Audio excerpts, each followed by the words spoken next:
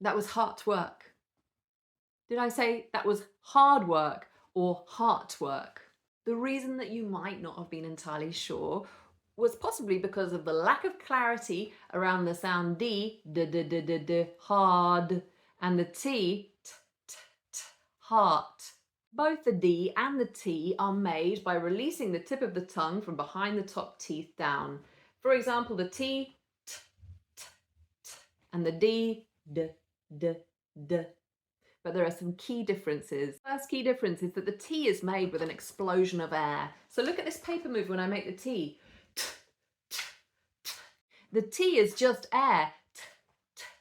And if I put my hand on my throat, I can't feel vibration here. There's no pitch. Careful, your T doesn't sound like this. T. If I put my hand on my throat, I can feel pitch. So we just want air. No pitch, no t.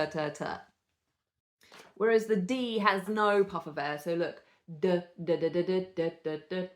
no puff of air. The D does have pitch. If